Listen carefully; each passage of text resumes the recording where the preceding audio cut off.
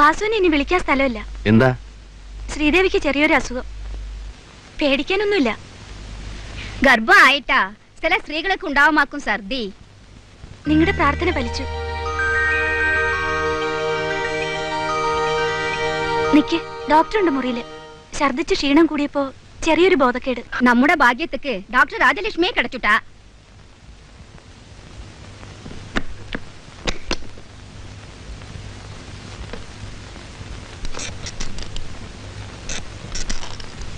നിൽക്കൂ, ഒരു ഇഞ്ചക്ഷൻ കൊടുത്തിരിക്കുകയാണ്. മയക്കം തെളിയട്ടെ. മിസ്റ്റർ വാസു ഒന്ന് വരൂ.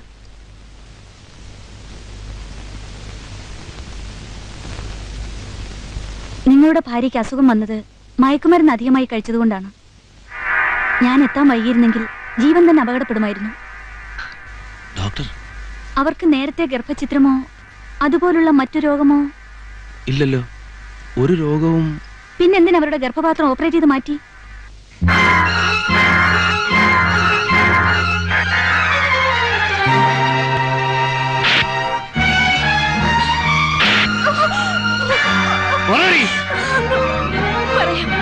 ഭയപ്പെട്ടല്ല, ഇനി ഒന്നും മറയ്ക്കാനില്ലാത്തതുകൊണ്ട്. സത്യം, അതാണ് എനിക്ക് അറിയേണ്ടത്. നീ എന്തിനാണ് ചതിച്ചു? ഞാനാ ചതിക്കപ്പെട്ടവൾ. ഒരിക്കലും വിവാഹം കഴിക്കില്ലെന്ന് ഉറച്ച ഞാൻ എന്റെ അച്ഛന്റെ നിർബന്ധത്തിന് വഴങ്ങിയാ ഞാൻ നിങ്ങളുടെ ഭാര്യയായത്. പക്ഷേ എന്നെ നിങ്ങൾക്കറിയില്ലായിരുന്നു.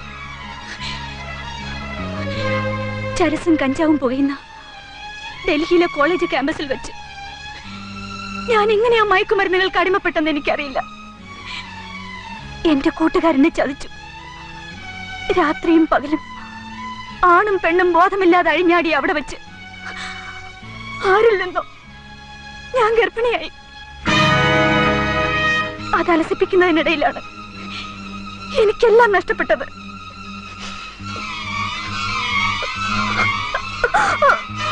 കൊന്നോളൂ. പലവട്ടം മരിക്കാൻ ശ്രമിച്ചവളാണ് ഞാൻ. കൊല്ലൂ.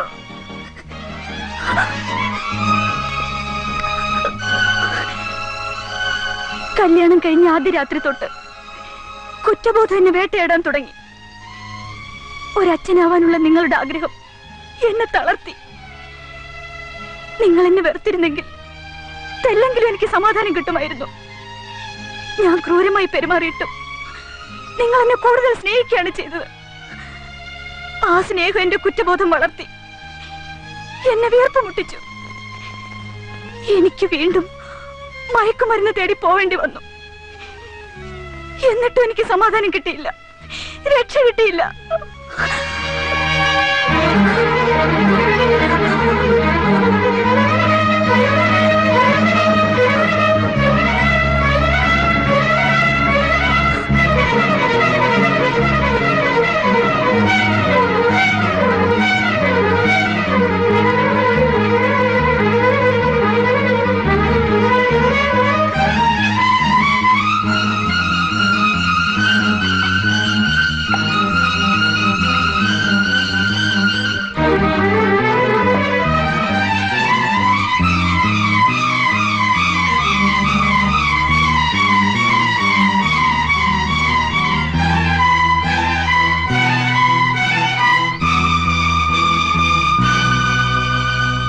ശാരദേ,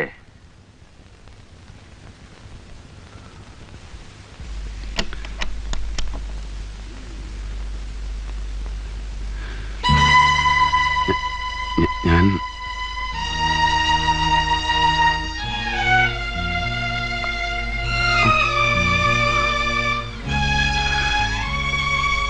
എന്നെ അവൾ ചതിച്ചു. എന്റെ ഭാര്യ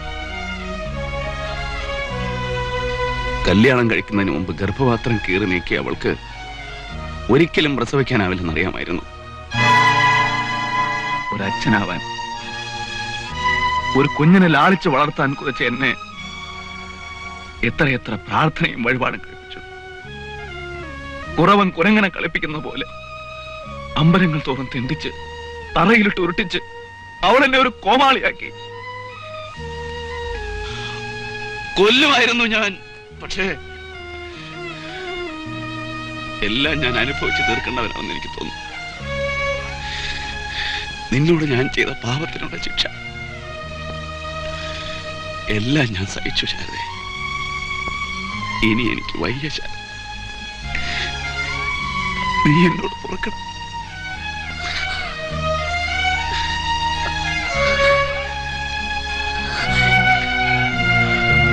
മുതലാളി,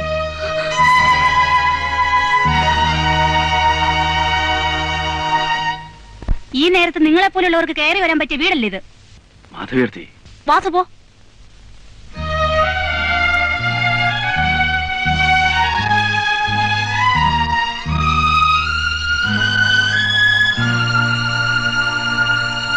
ശാരദേ, ഇത് കൊള്ളില്ല മോളെ. ഭാര്യയെ മടുക്കുമ്പോൾ അവന് കയറി വരാനുള്ളൊരു ഇടമാകരുത് ഈ വീട്. വാസുവേട്ടൻ വന്നത് ഇന്ന് അവൻ നിന്നെ തൊട്ടു. ഞാൻ വന്നില്ലായിരുന്നെങ്കിൽ നിങ്ങൾ മാധവേട്ടത്തെ നാളെ വരുമ്പോ അവനെ ആട്ടിയിറക്കാൻ കഴിയുമോ നിനക്ക്? ഇല്ല, എനിക്ക് കഴിയില്ല. വാസുവേട്ടനോട് അവന്റെ വെപ്പാട്ടിയായിട്ട് ജീവിക്കാനാണോടി നിന്റെ മോഹം? മാധവേട്ടത്തെ മനസ്സുറപ്പില്ലാത്ത പെണ്ണിനെ ഏത് പുരുഷനും പിഴപ്പിക്കാം മോളെ. ചാത്തൂണ്ണേട്ടന്റെ മോള് ആ ദുഷ്പേര് കേൾപ്പിക്കരുത്. നാട്ടുകാരെ കൊണ്ട് പറയിപ്പിക്കരുത്.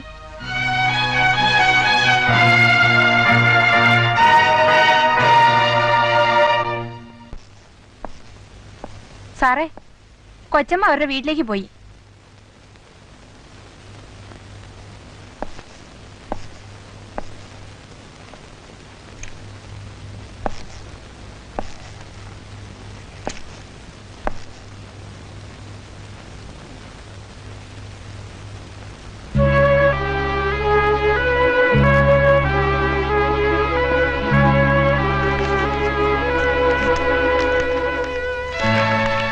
തിരുത്താനാകാത്ത തെറ്റുകളുടെ ഭാരവും പേറി ഇനിയും നിങ്ങളോടത്ത് കഴിയാൻ വയ്യ. നമുക്ക് പിരിയാം.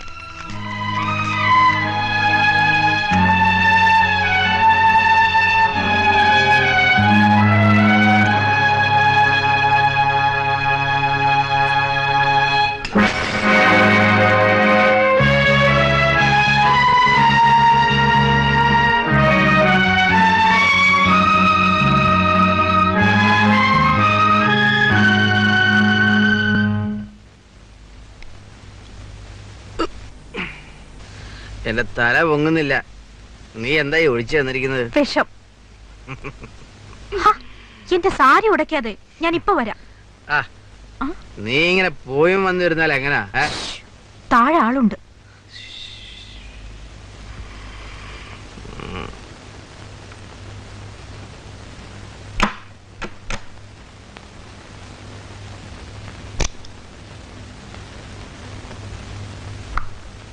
എന്താ തർക്കം തീർന്നോ? ഫോറിൻ ലിക്വർ മാനുഫാക്ചറിംഗ് ലൈസൻസ് എന്റെ പേരിൽ എടുത്തു തന്നാൽ നിങ്ങൾ പറഞ്ഞ തുക ഞാൻ തരാം. ഇത് അമ്മാவுக்கு ஓகேயா? கேசி கொஞ்சம் வாங்க.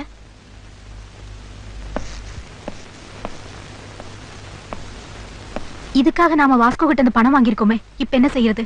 பணம் வாங்கினதுக்கு ஏதாவது ரெக்கார்ட்ஸ் இருக்கா? ஆமா, பீதாம்பரத்தை நீ யாருன்னு நினைச்ச? Is the abkari king of Karnataka and Kerala. Vasco is nothing. அவங்களை இந்த நிலைமைக்கு கொண்டு வந்ததே நாம தான். ஆமா, மார்வாடி கொடுத்த முதல் செக்கு என்னாச்சு? திரும்பிடுச்சு. அந்த மார்வாடி கோபிலால் அவங்க மேல கேஸ் போட போறான்.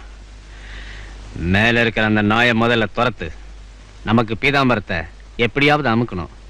நான் சொல்றது கனகத்துக்கு புரியுதில்ல? புரியுது.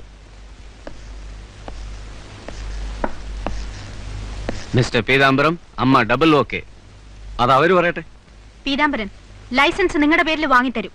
പറഞ്ഞ പണം അന്ന് തന്നെ തരണം. സമ്മതിച്ചിരിക്കുന്നു. ഡേൽ.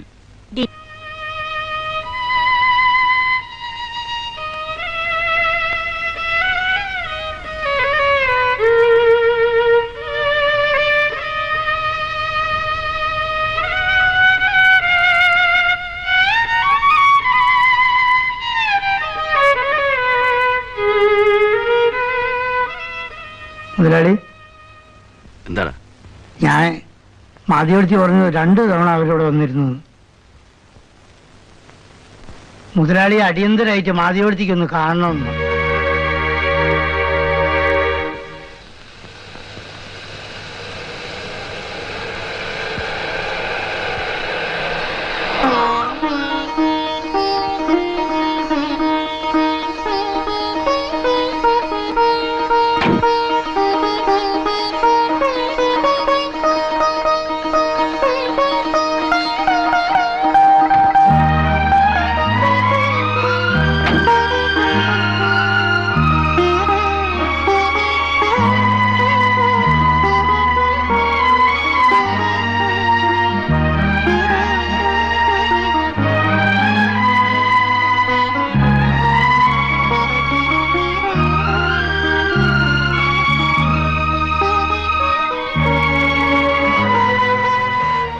പെട്ടെന്നായിരുന്നു.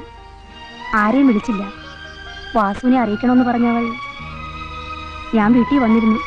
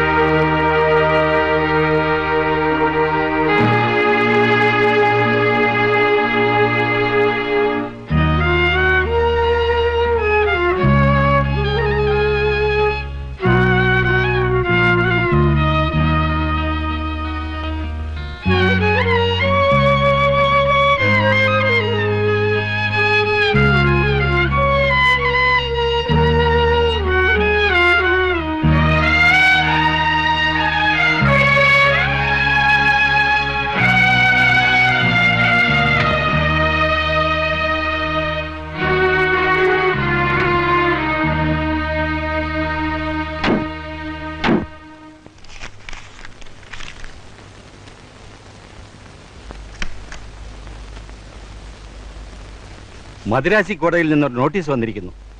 എന്ത് നോട്ടീസ്? ചാക്കോ മുതലാളി ഏതോ മാറുവാടിക്ക് കൊടുത്ത വാസ്കോയുടെ ചെക്ക് മടങ്ങിയെന്ന്. മൊത്തം 25 ലക്ഷം രൂപ കടം വാങ്ങിയിട്ടുണ്ടെന്ന്. എന്ത് അനർത്ഥങ്ങളൊക്കെ അവൻ അവിടെ ഉണ്ടാക്കി വെക്കുന്നേ. നമ്മുടെ വസ്തുവകൾ അറ്റാച്ച് ചെയ്തിരിക്കാൻ കാരണമുണ്ടെങ്കിൽ ബോധിപ്പിക്കാൻ മദ്രാസ് ഹൈക്കോർട്ട് അയച്ച നോട്ടീസാണിത്. ഹലോ, മദ്രാസിൽ ചാക്കോ എന്ന് വിളിച്ചൊരു. സാർ, സാറിനെ കാണാൻ. ഒരു പുല്ലനെ എനിക്കിപ്പോ കാണണ്ട. എന്താ നിങ്ങൾക്ക് വേണ്ടത്? മിസ്റ്റർ വാസു, സ്റ്റേഷൻ വരെ ഒന്ന് വരണം. എന്തിന്? രാധാകൃഷ്ണന്റെ മരണം സംബന്ധിച്ച് ചില കാര്യങ്ങൾ. അത് എത്ര തവണ നിങ്ങളിപ്പോ ചോദിച്ചതാ? കുറ്റം തെളിയിക്കണ്ടേ? വരൂ. ഞാനങ്ങ് വരുന്നില്ല. വാസ്കോഡമയെ ആ സ്ഥാപനത്തിൽ നിന്നും പോലീസ് ബലം പ്രയോഗിച്ച് ഇറക്കിക്കൊണ്ട് പോകുന്നത് നിങ്ങൾക്ക് കുറച്ചില്ലേ?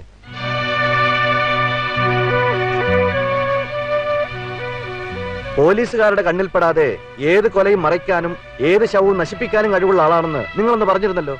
പിന്നെന്തിന് ഭയപ്പെടണം? DIG അവിടെ കാത്തിരിക്കുകയാണ്. വരൂ.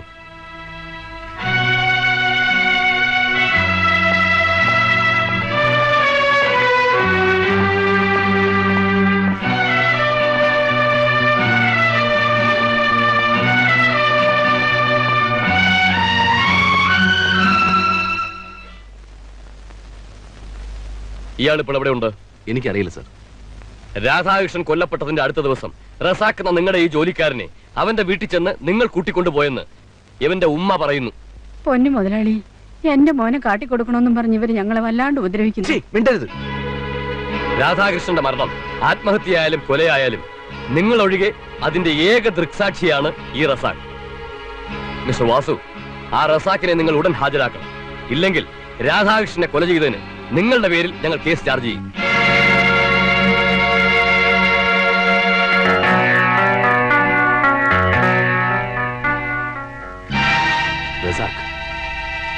നീ എന്തിനിങ്ങോട്ട് വന്നു? പോലീസുകാർ എന്റെ വീട്ടുകാരെ ഉപദ്രവിക്കുന്നു മുതലാളി. എന്റെ ഉമ്മയും എന്റെ ഇക്കയും. എനിക്ക് ഇനിയും ഓടിച്ചു ജീവിക്കാൻ പറ്റില്ല. എങ്കിൽ ചെന്ന് പറയടാ. സ്റ്റേഷനിൽ പോയി പറ, ഞാനാണ് രാധാകൃഷ്ണൻ ചവിട്ടിയത്, നീയാണ് അവനെ ടെറസിന്റെ മുകളിൽ താഴ്ത്തിട്ടെന്നൊക്കെ. മുതലാളി, സംഭവത്തിന്റെ ഏക ദൃക്സാക്ഷിയായ നിന്നെ ഇതിനകം പൊടി പോലും കാണിക്കാതെ നശിപ്പിക്കാൻ എനിക്ക് കഴിയുമായിരുന്നു. മേലിൽ ഇതുപോലെ തല പുറത്ത് കാണിച്ചാൽ എനിക്കത് ചെയ്യേണ്ടി വരും. ഇല്ല മുതലാളി, ഞാൻ ഇനി പുറത്തു വരില്ല. അള്ളാണ് സത്യം. നിന്റെ വീട്ടുകാരെ മേലിൽ പോലീസുകാർ ഉപദ്രവിക്കാത്ത തരത്തിലുള്ള ഏർപ്പാടുകളൊക്കെ ഞാൻ ചെയ്തിട്ടുണ്ട്. അതുപോലെ നിന്നെ ഗൾഫിലേക്ക് അയക്കാനും. ഒരാഴ്ച കൂടെ നീ എവിടെയെങ്കിലും ഒളിച്ചിരിക്കേ. എല്ലാം ശരിയാവും. നാളെ ഞാൻ മദ്രാസിലേക്ക് പോവാ. വന്നിട്ട് ബാക്കി.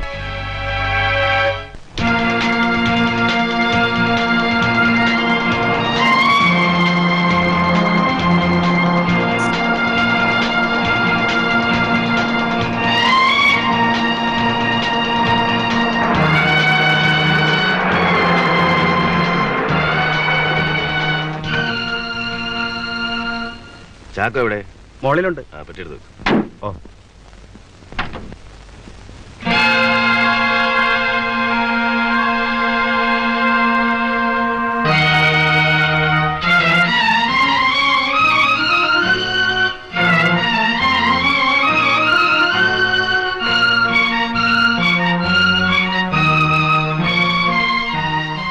ചാക്കോ, നമ്മുടെ എല്ലാം പോയടാ വാസു.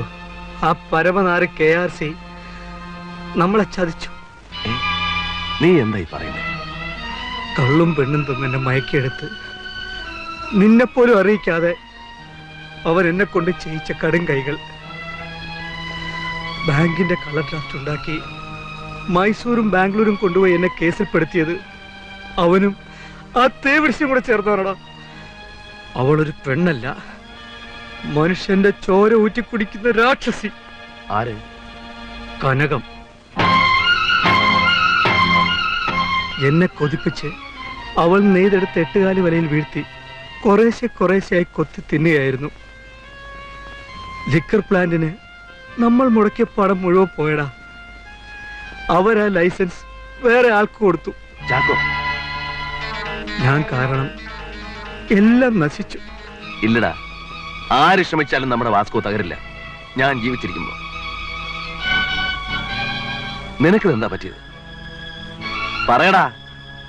എടാ, നമ്മൾ കഷ്ടപ്പെട്ടുണ്ടാക്കിയ പണമല്ലേ, പോയെങ്കിൽ പോട്ടെ. അതേക്കുറിച്ച് ഓർത്ത് നീ വിഷമിക്കണ്ട. പണമല്ല വാസു, അതിനും വലുത്. അവൾക്ക് വേണ്ടി ഞാൻ എന്റെ കെട്ടിയവളെ അമ്മിണിയെ പറഞ്ഞു വിട്ടു. പിന്നെ എന്റെ മോൾക്ക്. എന്താ മോക്ക്? ഡെയ്സി മോക്ക് എന്ത് പറ്റിയടാ? വാസു, അമ്മയെ പിരിഞ്ഞിരിക്കുന്ന കുഞ്ഞില്ലേന്ന് പറഞ്ഞ് എന്റെ മോളെ കനകം കൊണ്ടു നടന്നപ്പോ സ്നേഹം കൊണ്ടാണെന്ന് ഞാൻ കരുതി.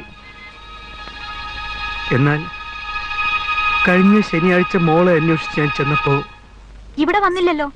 മോള് ഹോസ്റ്റലിൽ കാണും. ഹോസ്റ്റലിൽ നിന്നാ ഞാൻ വരുന്നത്, അവിടെ ഇല്ല. KR-9889 ഈ വണ്ടിയിൽ കയറി പോകുന്ന കണ്ടെന്നാ ഹോസ്റ്റലിലെ വാച്ച്മാൻ പറഞ്ഞത്.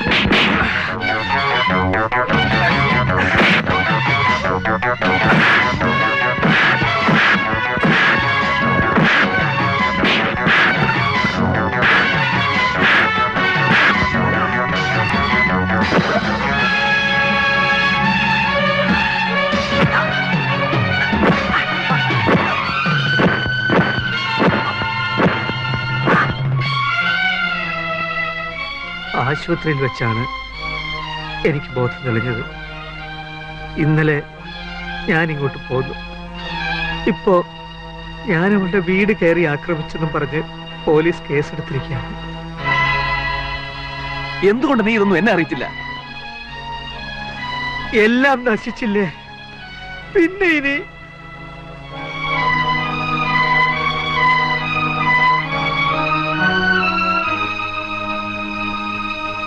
പപ്പ ഈ നിലയിൽ പപ്പയെ വിട്ട് പോണ്ടെന്ന് കരുതിയാണ് ഞാൻ ഇവിടെ നിന്നത്.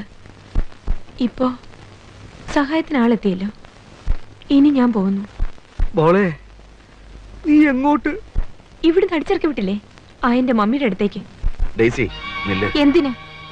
ഇനിയും നിങ്ങളുടെ ബിസിനസ് പാർട്ണർമാരെ കൊണ്ട് എന്റെ ഈ ശരീരം കടിച്ചു കയറിക്കാനോ?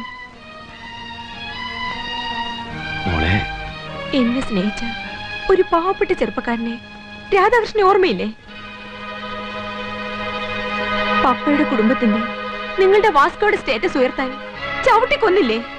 എന്നിട്ട് എന്ത് നേടി? പണം വാരി കൂട്ടിയിട്ടും കുടുംബത്തിന്റെ അന്തസ് ഉയർന്നോ? ഒരു ദിവസമെങ്കിലും സമാധാനത്തോടെ ജീവിക്കാനൊത്തോ? എനിക്കും എല്ലാം നഷ്ടപ്പെട്ടില്ലേ? മോളെ, ഞാൻ പറയുന്നത്. എന്നെ തടയരുത്.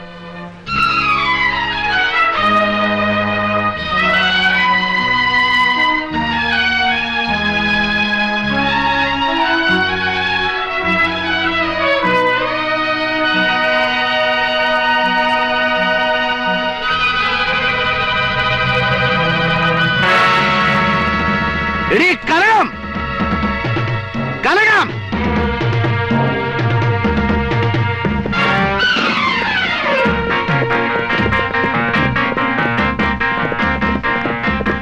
നിനക്ക് എന്നാ വേണം? வாங்க வாசு முதலாளி, உங்களைத்தான் எதிர்பார்த்துட்டு இருந்தேன்.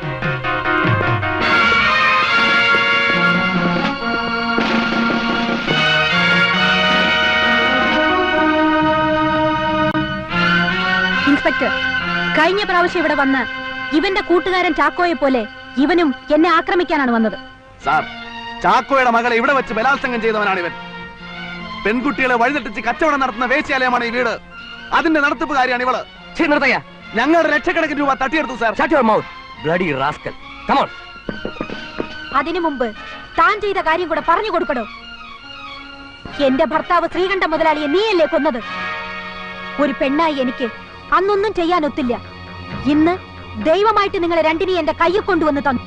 വാസു മുതലാളിയും ചാക്കോയും കെട്ടിപ്പൊക്കിയ വാസ്കോ തല്ലി തകർക്കാൻ. നീയല്ല, നിന്റെ തള്ളയും അപ്പനപ്പന്മാരും വിചാരിച്ചാലും എന്റെ വാസ്കോയുടെ രോമം പോലും പിഴുതെടുക്കാൻ കഴിയില്ലടി പട്ടി. ഇൻസ്പെക്ടർ, അറസ്റ്റും. നാറി കൽപ്പിക്കുന്നു. ഇവളുടെ ഇറച്ചി വിറ്റ് അതിന്റെ ദല്ലാളിക്കൂലി നാക്കി കഴിയുന്ന ചെറ്റെ വിളിയടാ. നീ ഇവളും നിന്റെയൊക്കെ പോലീസും പട്ടാളവും ഇവിടെ കയറി ഇറങ്ങുന്ന നേതാക്കന്മാര് വരട്ടെ.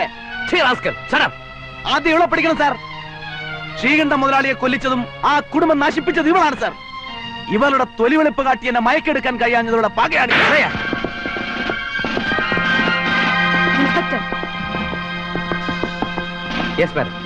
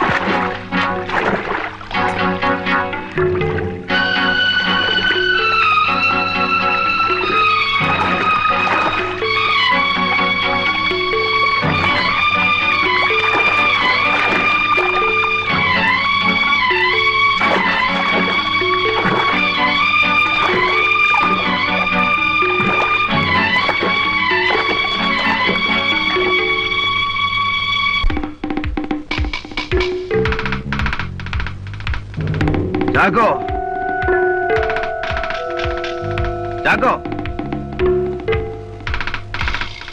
ചാക്കോ.